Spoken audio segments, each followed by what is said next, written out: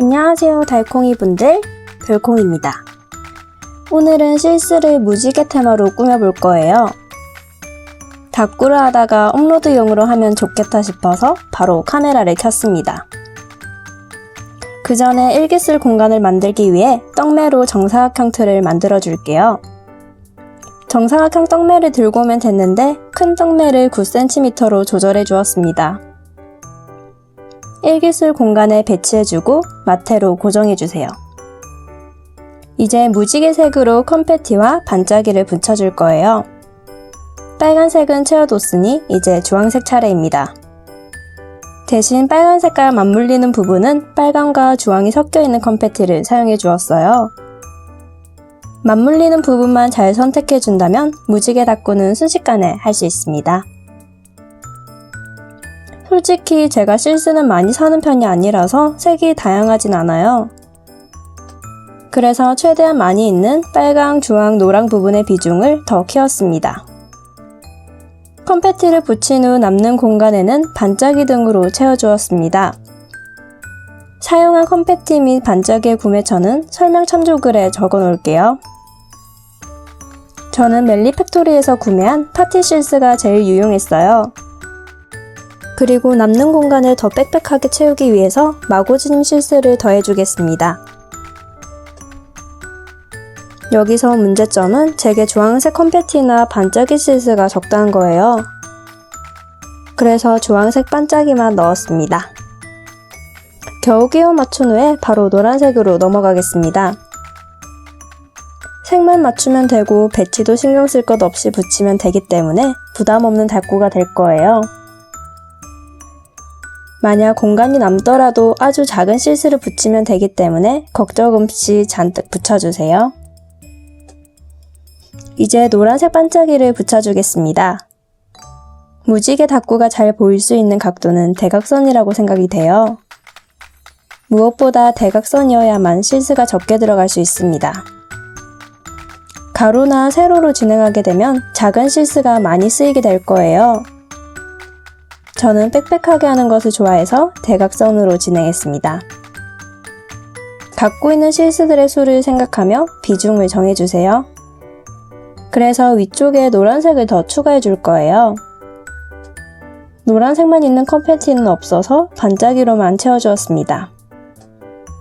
다행히 반짝이는 보통 노란색이 많아서 잔뜩 붙일 수 있었어요.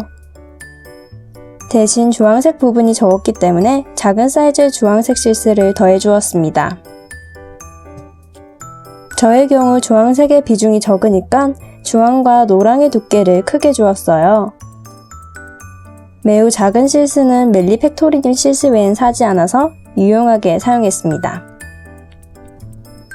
반짝이로만 채워도 충분하겠지만 공간이 애매하게 남은 것이 커서 컴패티의 필요성을 느꼈어요. 대각선이나 밑쪽으로도 노란색을 더 붙여주겠습니다. 그리고 마넷 제품에는 반짝이 외에도 원형이나 작은 사이즈의 반짝이가 있어서 좋았어요. 실스를 무광, 유광, 홀로그램, 펄리 등 다양한 재질을 사용했더니 더 다양한 느낌을 주게 되었어요. 또한 노란색이 많다 보니 초록 이후의 색은 적었기 때문에 차라리 다양한 재질로 구분을 주었습니다. 하다 보니 앞쪽은 맑은 노란색이고 뒤쪽은 진한 노란색이라서 순서가 바뀐 느낌이 들더라고요. 색 순서도 생각해가며 붙여주세요. 붙이면서도 계속 작은 실스는 추가적으로 더 채워주었어요. 특히나 정사각형 주변은 구분된 것이 보이도록 만들었습니다. 이제 대각선을 지을 수 있도록 위쪽도 노란색을 추가해 줄게요. 거의 빨강, 주황, 노랑이 반을 채우게 되었네요. 이제 그나마 있는 초록색 컴패티를 붙여주겠습니다. 노랑과 초록색이 섞인 컴패티입니다.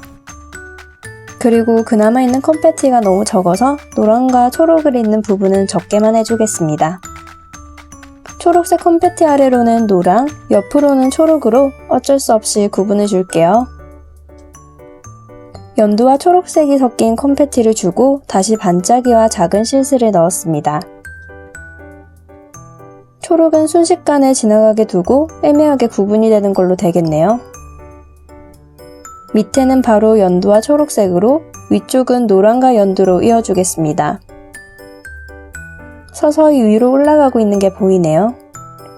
연두와 초록을 잔뜩 더해주고 파랑으로 마무리해야겠어요. 보라색 컴패티는 없어서 포기하고 중앙에 보라색 리본 실스를 붙여줄 생각이에요.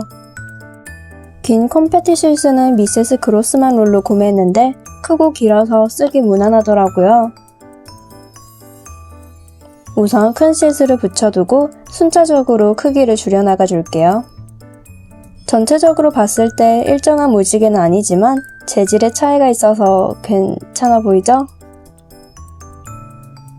그리고 파란색 구간은 마넷 제품의 펄리 반짝이를 잔뜩 붙여줄게요. 사이즈의 차이가 있기 때문에 한 번에 쓰기 편합니다. 끝쪽에 와서 갑자기 진해진 기분이 들지만 실스가 부족한 탓이니 그냥 넘어갈게요. 펄리는 아무래도 쨍한 색이 특징이라 다른 색이랑 어울리려면 모조가 제일 무난할 거예요.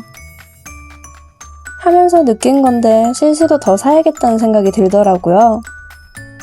또 컴패티 말고도 오브젝트나 인물 등의 실스를 섞어주면 더 풍부해질 거예요.